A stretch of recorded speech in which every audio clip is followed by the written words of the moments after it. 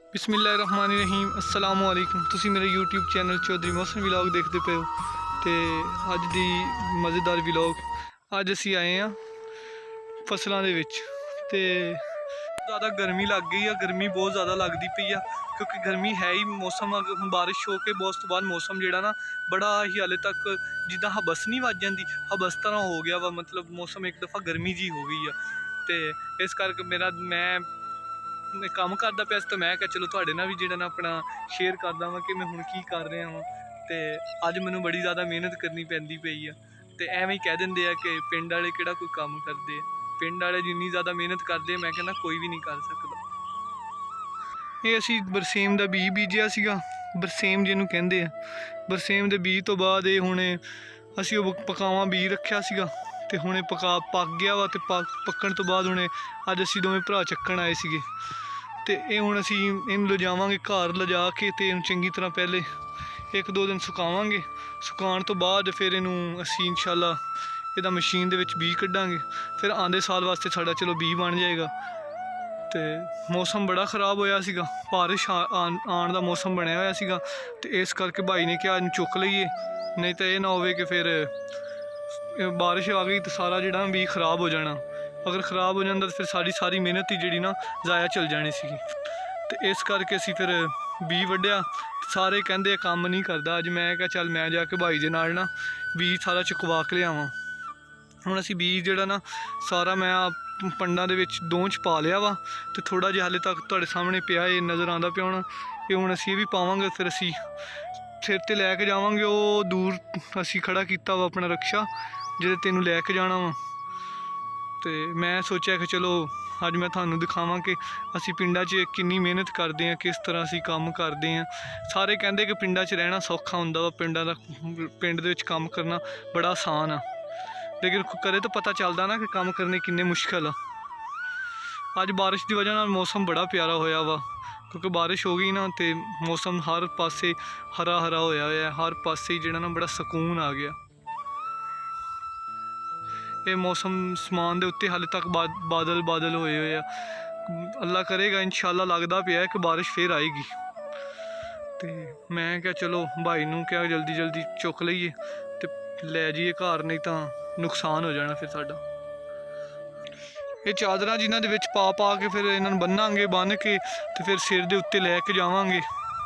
तो अपने आलू मैं ना कैमरा इसलिए करता पाया क्योंकि बड़े हालात बुरे हो गए आ काम करदे हुए ना, पसीनो पसीन होए पे हैं। ज़्यादा गर्मी लग गई है। गर्मी बहुत ज़्यादा लगती पई है क्योंकि गर्मी है ही। मौसम अगर बारिश हो के बहुत बाद मौसम जोड़ा ना बड़ा ही हाले तक जिदा हबस नहीं वज जाती, हबस तरह हो गया वा। मतलब मौसम एक दफ़ा गर्मी जी हो गई है। तो इस करके मैं काम करता पाया तो मैं क्या चलो तुहाडे नाल भी जिहड़ा ना अपना शेयर करदा वां कि मैं हुण की कर रहा वां। तो अज मैनूं बड़ी ज़्यादा मेहनत करनी पैंदी पई है। तो एवें ही कह दिंदे आ कि पिंड वाले किहड़ा कोई काम करदे। पिंड वाले जिन्नी ज़्यादा मेहनत करते मैं कहना कोई भी नहीं कर सकता। गर्मी लगी पई आ, परसीने नाल कपड़े भेज गए आ। तो हुण मैं क्या चल थानू अपने आलू भी कैमरा कर लवां क्योंकि पिंडां च बड़ी ज़्यादा मेहनत करनी पैंदी है। हुण भाई पट्ठे वढ़दा पिया सीगा, मैं कहा तू जल्दी पट्ठे वढ़ ला। तो फिर मैं उन्नी देर इनू कट्ठा कर लैना। कट्ठा करन तो बाद फिर आपां उहदे ते रक्शे ते लद्दांगे ते रक्शे ते लैके ते घर चल जावांगे। ये इधर नाल पिछे साड़ी जमीन आ ते बहुत सारे असीं दरख्त लाए हुए अपने जमीन के आस पास। साढ़े दरख्त लगे हुए आ। ये जमीन की ना रौनक बन जाती है। चलो गर्मी च काम कुम करीदा तो फिर चलो छाए के उत्ते बह जाने।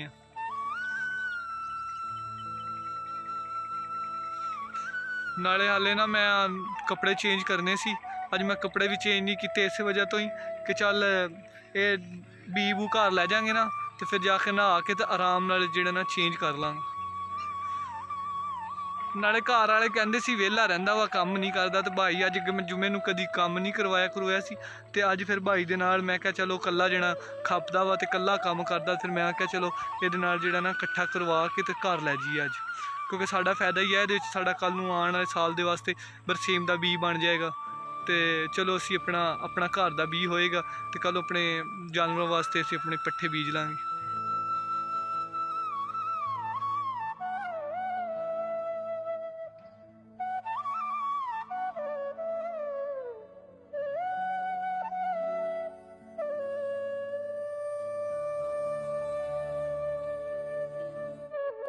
ਹੁਣ ਲੱਗੇ ਆ ਬੰਨ੍ਹਣ ਲੱਗੇ ਆ, ਬੰਨ੍ਹ ਕੇ ਤੇ ਫਿਰ ਹੁਣ ਅਸੀਂ ਚੱਲੇ।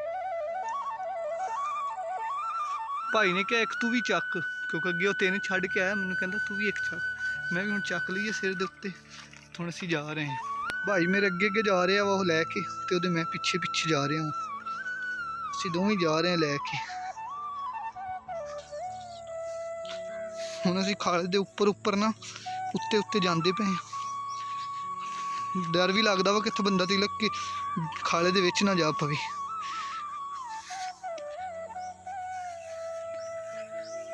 ਮੈਨੂੰ ਲੱਗ ਗਈ ਪਿਆਸ, ਅੱਗੇ ਪਾਣੀ ਲੈ ਕੇ ਆਇਆ ਸੀ ਭਾਈ, ਤੇ ਮੈਂ ਕਿਹਾ ਚੱਲ ਪਾਣੀ ਪੀ ਲਾਂ।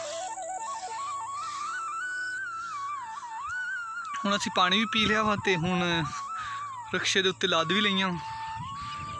ਹੁਣ ਅਸੀਂ ਜਾਣਾ ਵਾ ਘਰ ਨੂੰ ਆਪਣੇ। ਤੇ ਤੁਹਾਨੂੰ ਮੇਰੀ ਅਗਰ ਵੀਡੀਓ ਅੱਛੀ ਲੱਗੀ ਹੋਵੇ ਤਾਂ ਲਾਈਕ ਵੀ ਕਰੋ, ਸਬਸਕ੍ਰਾइब भी कर दो, तो बैल आइकॉन का बटन भी दबा दो, ताकि हर नई आने वाली वीडियो का नोटिफिकेशन तुहाडे तक पहुँच सके। रस्ता इन्ना ज़्यादा ख़राब आ कि रक्शे ते भाई कहता तू आ जा, मैं कहा नहीं हुण मैं नहीं जाना, तू चल जा, मैं पैदल आ जाऊँगा। हुण मैं पिछे साडा घर काफ़ी दूर आ, तो मैं पैदल ही जावांगा इत्थों।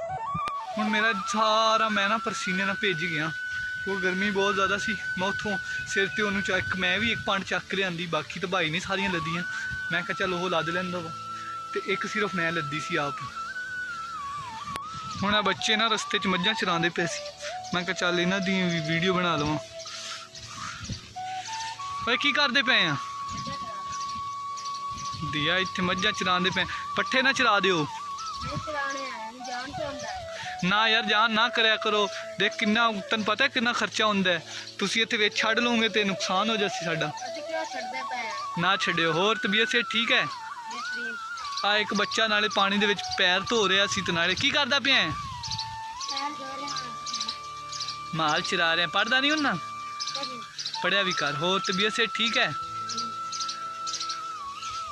रस्ते च ना छोटे छोटे बच्चे मझां चरांदे पे सी, तो मैं उन्होंने कोल 1 मिनट रुक गया, तो उन्होंने मैं गपशप भी लाई,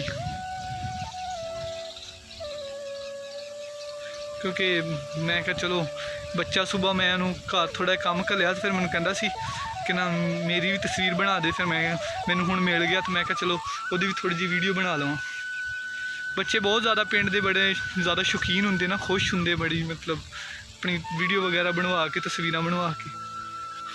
पिंड विच ना सन्नाटा होवे ना, तो जानवरों की बहुत सोहणियां बहुत प्यारियां प्यारियां आवाज़ां आनियां, तुहानूं सुन रही होनियां पिछे, बड़ियां अजीब अजीब किस्म दियां खेतों दे विच जानवरों दी आवाज़ां आ रही होंदियां।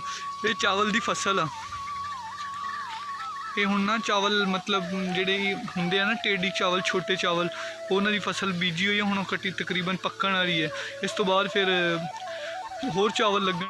हुण मैं थक गया, तो मैं पहुँच गया घर के तकरीबन नज़दीक, थोड़ी जी दूर साढ़े घर के नाल ही स्कूल आ, स्कूल के नज़दीक पहुँच गया हाँ। तो हुण मैनूं उत्थे छाया सी थोड़ा जिहा दरख्त का, तो मैं उत्थे रुक गया। मैं क्या 1 मिनट ना साह कढ़ लवां।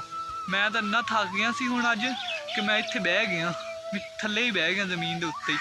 मैं कहा चल 2 मिनट साह कड्ढां। मैं इत्थे बैठा सी, ते इधरों एक और भाई गुजर रहा सी, तो मेरे नाल वो भी जम्मू खा के आ रहे थे। मैनू भी जम्मू दिते कि तू भी खा लै।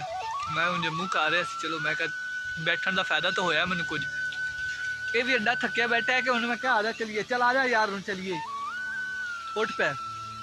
ये मेरे ना ज़्यादा थकिया वा, क्योंकि पट्ठे पुट्ठे वंडे बुढ़े हुए सारी दिहाड़ी बड़ा ज़्यादा काम करता हुआ बच्चा जो बड़ा मेहनती आ।